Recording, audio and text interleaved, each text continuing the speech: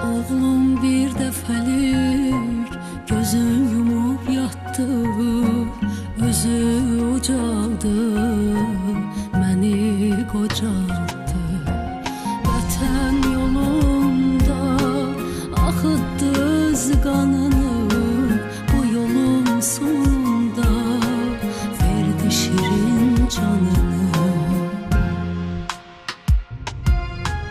Oğlum şehit oldu, gözüm qanla doldu, bir təsəlli